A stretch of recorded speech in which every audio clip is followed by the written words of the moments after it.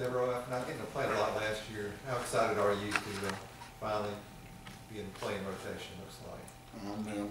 I'm very excited about it, you know. Just trying to keep making strides every day to make sure I earn my reps, because we got to earn our reps, you know. They preach that, you know, you earn your reps and nothing is given. So, I mean, it feels good just trying to stay in that rotation. Coach Garner hadn't hollered at you any, has he?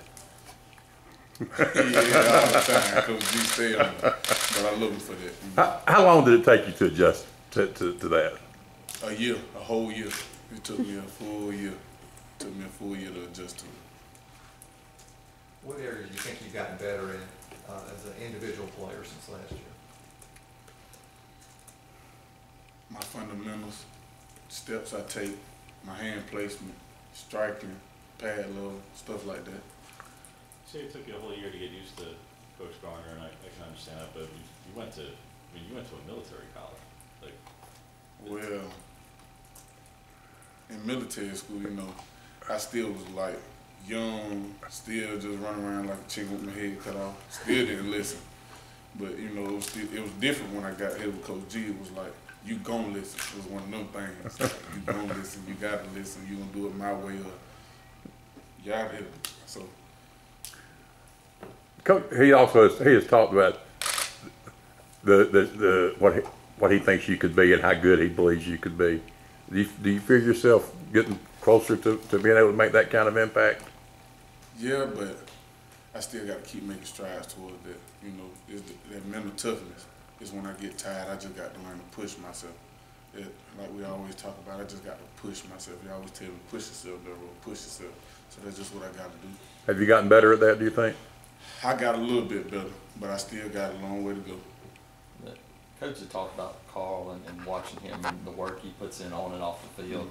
Even though he's a guy that's younger than you, watching him, how much do you take what he does every day and kind of apply that to your game? I mean, I like what Carl do. You know, I respect what Carl do, but you know, at the end of the day, we two different people. So it's like, you know, I got to get better with myself. You know, and Carl just got to keep doing what he's doing, and I respect what he do. How do you feel about the defensive tackles as a whole, how you guys have come along? I feel like us as a unit, we good. I feel like we're very good, and I feel like we can only get better. Devaroe, how flattering is it to hear? I mean, Coach Garner has said multiple times that if you took a poll on the team, people would say that you're arguably the top athlete out there. I mean, we're at a Division I school and an SEC school, and to hear something like that must be pretty incredible. You know, I take it, but I try not to, you know, like, get too high on that. You know, I got to keep going out and keep working every day, just trying to keep getting better. You know, but it's one thing to say it, but then it's another thing to live up to that.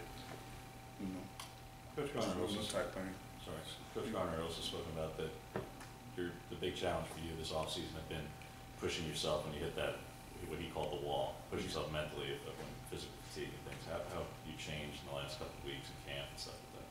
I mean, just, you know, like, just doing little things like when the ball is thrown, you know, coming out of the stack and running downfield, you know, running after practice, stuff like that. How much have your teammates been able to help you? I mean, Montravius said that, you know, when he sees maybe that you're getting a little down, he's there to try to pick you up. Like, yeah, just got to push through it, man. Oh yeah, Dontavius, Devontae, Auburn, they all got my back. You know, when I get tired, you know, somebody come whisper in my ear. To see me get my hands on the hip, somebody come whisper in my ear. Out of them three, so they always trying to keep me up, and I love that about them. How much do you and Devontae talk about, you know, we want to be out there together and kind of represent that synergy we had at Georgia Military? I mean, we don't talk about it much, but, you know, when we do talk about it, it's like, you know, let's make this a good year, you know.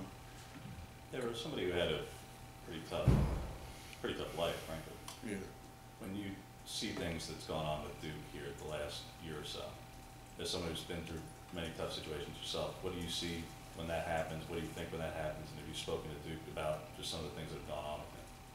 I mean, when stuff go on like that with Duke, all I do is, you know, pretty close. You know, we talk, but I try to just go, you know what I'm saying, tug on them a little bit, you know, talk to them, tell them stuff that I do, just to keep a level head, you know, just, I tell them about Bible scriptures, I tell them about T.D. Jakes, and, you know, a pastor that's known worldwide, just stuff like that, just calm yourself, you know, stop letting everything just bother you and stuff like that, but other than that, he all right.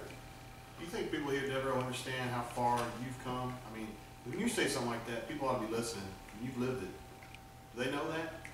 I mean, no, not a lot of people, you know, just the teammates, something like Dontavius, Pee Wee, Montravius, you know, the people I'm with on a day-to-day basis know a lot about me.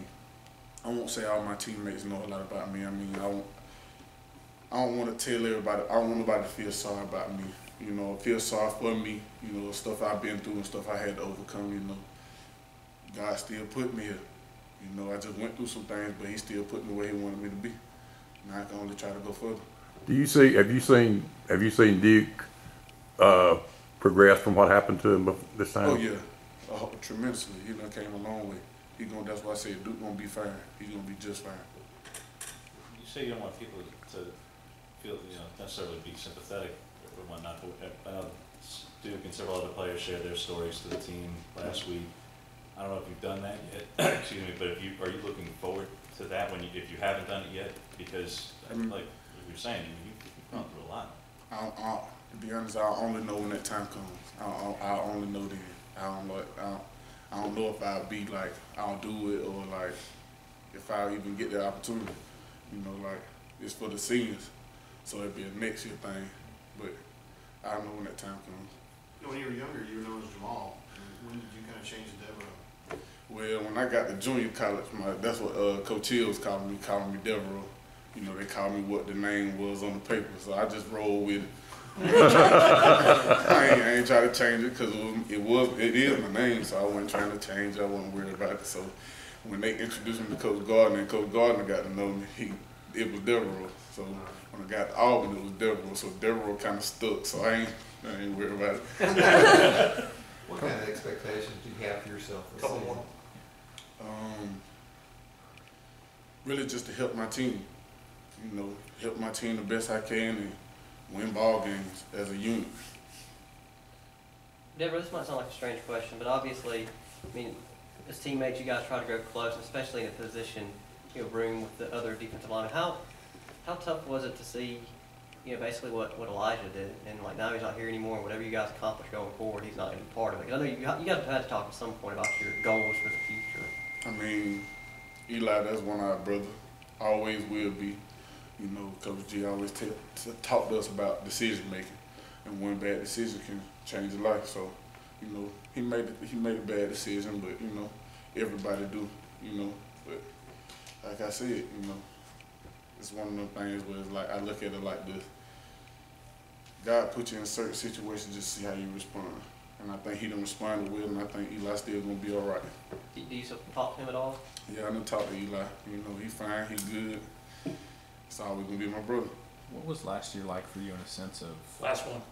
you know, seeing maybe a different Coach Garner than the one that recruited you? You know, once you got here, you know, he talks about the humbling experience that he likes for new guys all the time. What was that like going for you? A humbling experience. How different was Coach Garner now than the one that recruited you? I mean, it seems like he talks about being the same guy, but He just demand a lot of us. You know, he expect us to do the right things. You know, he don't expect to have to worry about us off the field all the time. He expect us to be able to do the right things and make grown man decisions. So, you know, it was a humbling experience, like I said. I had to learn, you know, now I'm adjusted. You know, like, and Coach G is Coach G. I mean, I look at him like my Auburn father. So that's the only way I see him.